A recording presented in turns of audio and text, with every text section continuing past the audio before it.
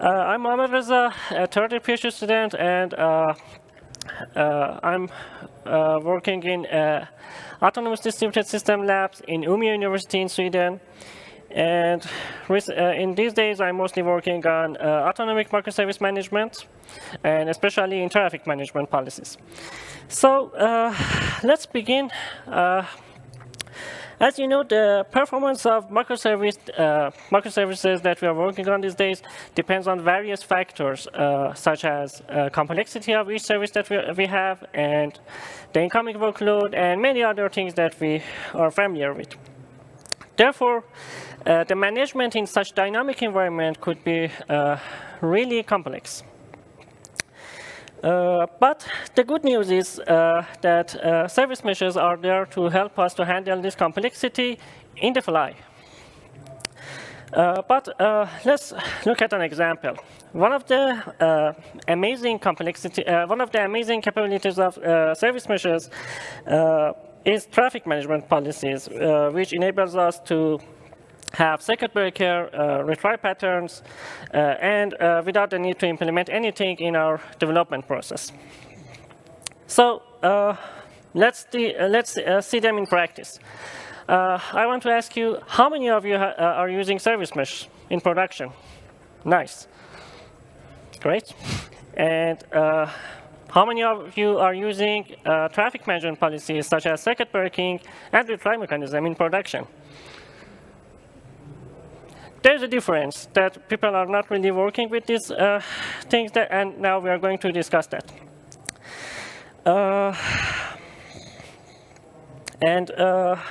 Yes, that was it. OK, let me share my shocking experience that I've had during my research. There's a possibility to ruin the user experience by misconfiguring these two patterns. I mean, the retry setting and circuit breaker pattern. And the worst case is that they can even cause some outages in your services. But they can also help us to maintain our SLAs. I would say that these patterns are, to some extent, like a double-edged sword. So we have to be careful about them. But let's explore them in practice. I've done some experiments with these patterns, and I'm going to share them right now. For the experiments, I used the Online Boutique, which is a simple e-commerce app that you might be also familiar with. It's open source, implemented by Google. And I used the cart endpoint. While it invokes a chain of 3 microservices, as you can see here, front-end, recommendation, and product catalog. And in total, we need, for a single and complete response, there is a need to have 6 requests during all of these 3 services. So I deployed this Online Boutique to Kubernetes cluster with Istio installed. And I've manually identified 3 key parameters to highlight the worst-case scenarios for both circuit breaker and retry setting. For circuit breaker, I used the HTTP to max request, which is the maximum number of requests to a backend service, or based on my experience and my understanding, it's like a queue size. But for simplicity, let's call that circuit breaker configuration for this talk. And for retry setting, I use attempts, which is the number of retries to be allowed for a given request, and also per Torah timeout, which is the timeout per attempt for a given request, including the initial call, and any retries that we have. But based on my understanding, it's like an interval. So we can call them interval, attempts, and circuit breaker configuration. OK, now we reach to the main experiments that I've made for my talk. Consider that we've done everything, and we deployed the app. And we are going to study where should we enforce our circuit breaker.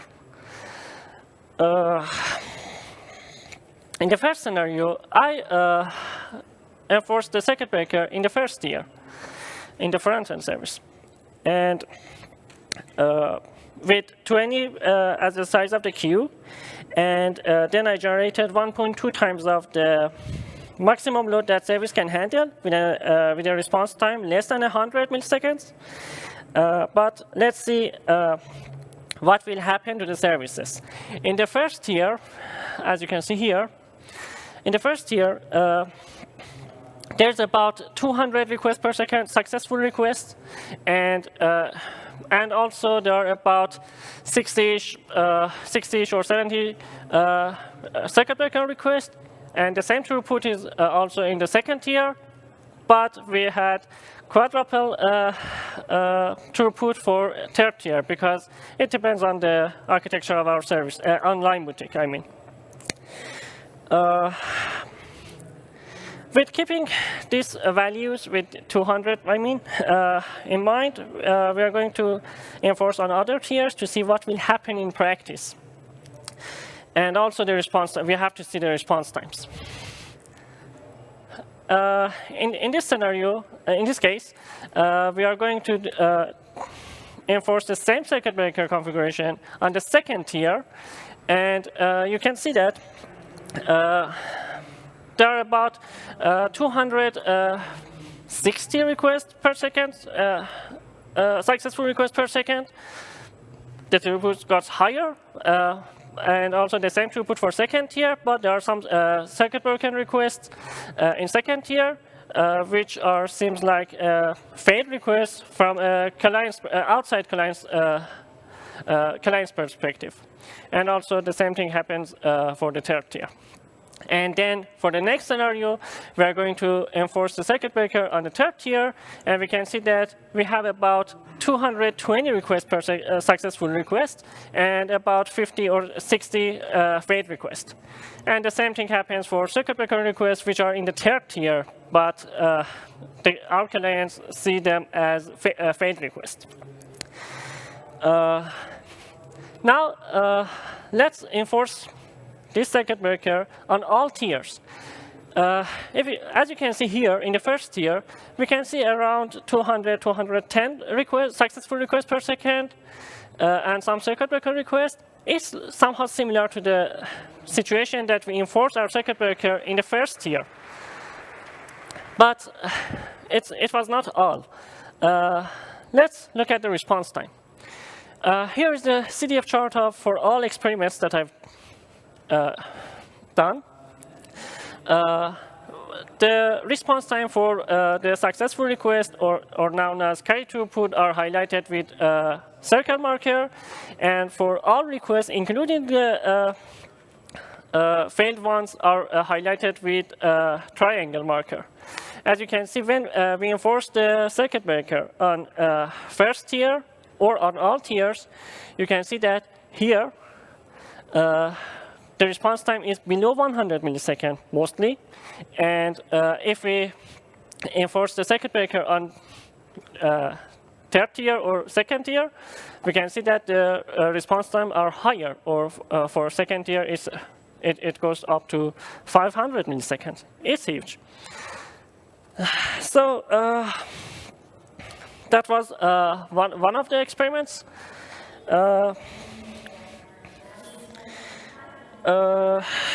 Let me check. Yes. But let's see what happens when the incoming traffic is changing, which is the actual environment that we have. But let's skip the chart presentation because it takes time, and focus on what lesson we can learn from this case. For this case, the circuit breaker is enforced on the first tier with different generated traffic load, as you can see there, 80%, 100%, and 120%. But what we can learn is that having higher incoming traffic can lead to more successful requests and also circuit breaker requests. Also, having circuit breaker in the first tier could help us to have faster failure, so that we could have better user experience in a way.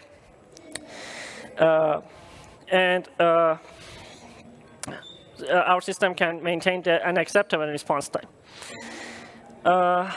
But one other case is to investigate the impact of circuit breaking values, I mean the size of the queue that we had. For this case, we enforced the circuit breaker with different values on first tier with an overloading traffic again. But what we can learn from this case is that there's a trade-off between request rate and response time. I mean, if we have higher circuit breaker values, then the request rate increases, while there will be higher response time, and vice versa. Or we could say circuit breaker somehow protects latency at the expense of availability. The final takeaway from this case is that the best value for circuit breaker for this app and this setup that we had is 20 for the queue size. Now it's time to see what happens if we have retry setting as well. In this case, the circuit breaker with different values and one retry attempt are enforced on the third tier with an overloading traffic again. And we didn't set any retry interval for this case to see the impact of this combination. Again, we can learn that the same observation as previous case, that there's a trade-off between request rate and response time when configuring the circuit breaker thing. And when we configure lower circuit breaker, or there are more failed requests in the downstream services, there will be more requests to be retried. But in general, the retry setting could increase the response time when tapping circuit breaker, or there is any failure in between our services. And let's deep dive into the retry setting and see what happens if we change the number of attempts for our retries.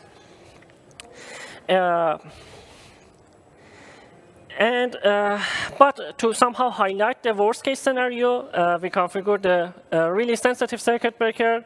We limited the size of the queue to 1 to have more circuit breaker requests. And what we can learn from this case is that the higher retry attempts can increase the throughput slightly, but with higher response times. And now let's look at the intervals. What if we have different intervals between each retry? In this case, we can learn that high retry intervals does not really affect both response time and request rate, but having no intervals could cause a retry storm in between our services. But we have to keep in mind we are using HTTP to MAX requests in Istio, and we don't have any replication set or other things, just one single service. OK, let's see what happens if there are some spikes in the incoming traffic with different intervals, which is expectable in a live environment. What we can learn from this case is that high retry interval, again, does not affect the response time and request rate, but too short retry intervals might cause a slightly higher number of circuit breaker requests, especially after spikes that we had. On the other hand, if the load spikes are larger, we could see more circuit breaker requests with higher response time, or somehow we could call them short retry storms after load spikes. OK, and as the final case, let's take a look at a case where we just change the enforcement point of these two patterns that we have, retry setting and circuit breaker. When we enforce the optimal circuit breaker on first tier or on all tiers, different enforcement point of retry setting plays no role because our clients, our traffic generator didn't support the retry setting, so it didn't retry. So it doesn't have any effect. But when we enforce the circuit breaker on second tier, we can see that there will be higher number of fail requests and higher response time. If we enforce the retry setting on all tiers, we can see that the higher number of fail requests. On the other hand, if we enforce the circuit breaker on third tier, with enforcing the retry setting on first tier or on all tiers, the highest number of fail requests and highest response time is observed. So let's summarize what we learned and how should we configure retry setting and circuit breaker. How should we deal with such dynamic environments? So in general, we can say that finding the optimal configuration can be really tricky because the performance of our services are changing dynamically with the incoming traffic, with the CI/CD pipelines that we have. So we cannot say that this is the best configuration for all services. We have to tune every time. So maybe a controller for that. Also, based on these findings, we can conclude that if we want to have lower response time and highest possible throughput, it seems to be beneficial to enforce more sensitive circuit breaker in the earlier layers, maybe in the first layer as well, so that this could enable fast failure and better user experience. About retry. It is not really suggested to enforce high number of retry attempts, while it might cause retry storm if we have some sort of bad misconfigured circuit breaker or we didn't configure any retry intervals. About retry intervals, or better said, high retry intervals does not really play a huge role on the throughput, but the short retry interval, as we've seen, could somehow increase the retry storm possibilities and those situations. And one of the benefits of retry setting is that if we don't have a well-tuned circuit breaker in our system, retry setting, I mean both retry interval and retry attempts, could somehow increase the throughput during overload, but with a little bit higher response time. And finally, the most important point about these two settings is that they could be really good choices if we have transient failures or transient overloads. If we have larger per-use overloads, then we have to think about other scenarios such as scaling or other things. So that was all, and that was my research somehow. Thank you.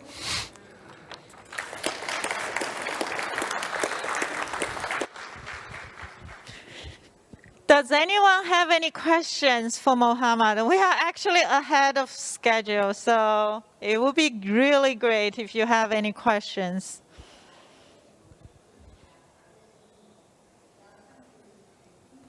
Oh, right. So we have one gentleman have a question. Actually, it's easier. So when you have a question, walk up to the middle. There's a microphone there. So you can ask your question there. Thank you.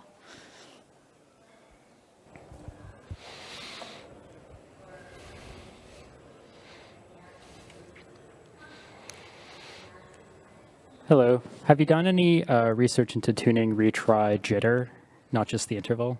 No, I didn't do that, but I'm trying to do it in my next phases. Thank you. Thank you. Okay, any other questions? No.